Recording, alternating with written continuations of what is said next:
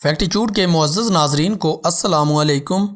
ناظرین محترم، شاید ہم کسی نوع کے معدوم ہونے کو اچانک مگر کبھی کبھار ہونے والا کوئی واقعہ تصور کریں، مگر حقیقت تو یہ ہے کہ معدومیت تشویشناک حد تک معمول سے ہوتی ہے۔ در حقیقت جنگلی حیات کے تحفظ کے لیے کام کرنے والی غیر سرکاری تنظیم World Wildlife Fund for Nature WWF کے مطابق ہر سال تقریباً 10,000 انواع ہمیشہ کے لیے ختم ہو جاتی ہیں، مگر WWF کا کہنا ہے کہ حقیقی تعداد حتمی طور پر نہیں معلوم کی جا سکتی، کیونکہ ہمیں اب تک یہ ہی نہیں معلوم کہ دنیا بھر میں کتنی انواع پائی جاتی ہیں۔ مس ورلڈ رن کاریڈ کولوبس۔ ناظرین محترم، حال ہی میں معدوم ہو جانے والے اس درمیانے سائز اور سرخ بالوں والے بندر کو 2000 کی دہائی کے اوائل سے معدوم تصور کیا جاتا ہے۔ گھانا اور آئیوری کوسٹ کی سرحد پر رہنے والا مس ورلڈ رن کاریڈ کولوبس سب سے حیرت انگیز جانوروں میں سے تھا، کیونکہ اس کے انگوٹھے نہیں ہوا کرتے تھے۔ بڑے گروہوں کی صورت میں اونچے درختوں کے اوپر والے حصوں میں رہنے والا یہ نرم مزاج جانور انسانوں کی جانب سے جنگلات کی کٹائی کے سبب اپنا طرز زندگی تبدیل کرنے پر مجبور ہوا۔ جب جنگلات سکڑنے لگے تو ریڈ کولوبس کے گروہ بھی چھوٹے ہوتے گئے، جس سے ان کے لیے شکاری جانوروں کا خطرہ بھی بڑھا اور آپس میں افزائش نسل کے سبب جینیاتی کمزوریاں بھی فروغ پانے لگیں۔ 2006 میں معدوم قرار دی جانے والی ینگ تسی ریور ڈولفن ایک پھیکے خاکستری رنگ والی ممالیہ تھی جو سمندر میں تیرتے اپنے کزنز کے مقابلے میں نسبتاً کم پروکار دکھائی دیتی تھی۔ اس کے سادہ جسم کے نیچے انتہائی ارتقاء یافتہ ایکو لوکیشن سسٹم موجود تھا، جو کہ دیگر ڈولفنز کے مقابلے میں کہیں زیادہ برتر تھا۔ اس کا یہ نظام اتنا باریکی سے کام کر پاتا کہ یہ اکلوتی مچھلی تک کی لوکیشن معلوم کر سکتی تھی، مگر اس کی یہی حساسیت اس کے لیے اس وقت خطرہ بنی جب دریا مچھیروں کی کشتیوں، کنٹینر بردار جہازوں، ٹرالروں اور انسان کی پھیلائی گئی آلودگی سے بھر گیا۔ اس شدید مصروف ٹریفک سے گھبراہٹ کی شکار ہو جانے والی ینگ تسی ریور ڈولفن کے پاس بقا کے لیے کوئی آپشن موجود نہیں تھا۔ کیریبین موکسیل۔ خطہ کیریبین کا یہ مقامی دریائی بچھڑا کسی زمانے میں وسطی امریکہ کے مشرقی کنارے، جنوبی امریکہ کے شمالی ساحلوں اور خلیج مکسیکو میں پایا جاتا تھا، مگر ان کی چربی میں پائے جانے والے تیل کے حصول کے لیے ان کا بے رحمانہ انداز میں شکار کیا گیا، جبکہ ان کی غذا بننے والی مچھلیوں کے بے تحاشا شکار کی وجہ سے بچ جانے والے دریائی بچھڑوں کے لیے خوراک کی کمی ہو گئی۔ انہیں آخری مرتبہ 1952 میں جمیکا اور نگارا گوا کے درمیان سیرا نیلا کنارے کے قریب دیکھا گیا تھا۔ الاباما پگٹو۔ ناظرین محترم، یہ معصوم سا نظر آنے والا سیپ 2006 تک امریکی ریاست الاباما کے دریائی موبائل میں پایا جاتا تھا۔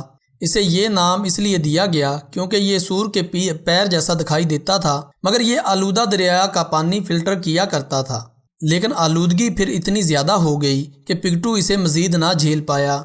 اس ننھی سی مخلوق کے خاتمے نے پانی کے بارے میں کئی تلخ حقائق سے پردہ اٹھایا، جو فیکٹریوں کے زہریلے مادوں سے آلودہ ہو رہا تھا اور دریاؤں کے ساتھ رہنے والے امریکی برادری میں ہلاکت انگیز بیماریوں کا سبب بن رہا تھا۔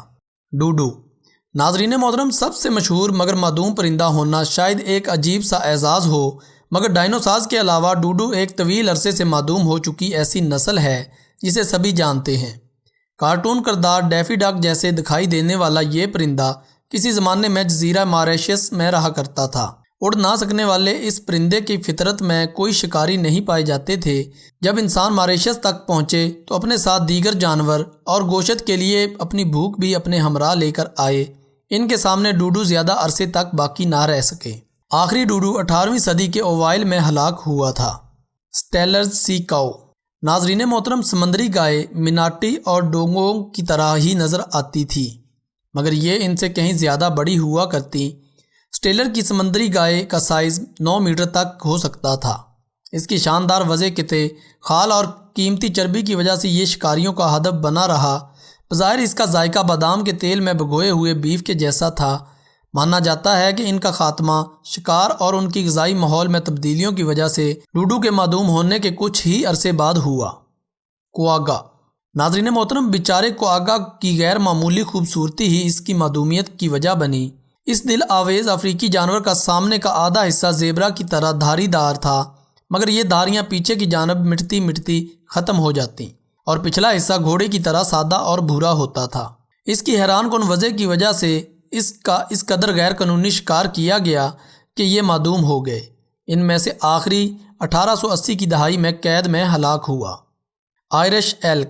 ناظرین محترم، ختم ہو جانے والی زبردست انواع میں زیادہ تر ان جانوروں سے قریب تر تھیں جنہیں ہم آج جانتے ہیں، مگر بس تھوڑی سی عجیب و غریب ہوا کرتی تھی۔ مثال کے طور پر میموت کو دیکھیں جو بالوں سے ڈھکے ہوئے کسی عظیم الجثہ ہاتھی ہی کی طرح تھے۔ اسی طرح آئرش ایلک یا آئرش ہرن آج موجودہ ہرن جیسا ہی دکھائی دیتا تھا۔ فرق صرف اتنا ہے کہ یہ 2 میٹر تک بلند ہو سکتے تھے، جبکہ ان کے سینگوں کا پھیلاؤ 3.65 میٹر تک ہوتا تھا۔ ان کا خاتمہ تقریباً 7700 سال پہلے ہوا اور ممکنہ طور پر اس کی وجہ شکار اور تبدیل ہوتا ہوا موسم بنا۔ White tail eagle. ناظرین محترم، آئیں اختتام ایک خوشگوار کہانی پر کرتے ہیں۔ سفید دم والے عقابوں کو 20ویں صدی کے اوائل میں برطانیہ میں تقریباً معدومیت تک پہنچا دیا گیا تھا، مگر زیادہ عرصے کے لیے نہیں۔ تقریباً 2 میٹر تک پروں کا پھیلاؤ رکھنے والے اس شاندار پرندے کا برطانیہ میں کئی سالوں تک بے رحمانہ انداز میں شکار کیا گیا۔ در حقیقت اسے مارنے کی حوصلہ افزائی کی جاتی۔ جب تک پرندوں کا قتل غیر قانونی قرار پایا، تب تک معدومیت کو روکنے کے لیے بہت دیر ہو چکی تھی۔ مگر خوش قسمتی سے سفید دم والے عقاب یورپ میں دیگر جگہوں پر بستے تھے اور انہیں برطانیہ میں دوبارہ متعارف کروانا ممکن ہو سکا، مگر تمام جانور اتنے خوش نصیب نہیں ہوتے۔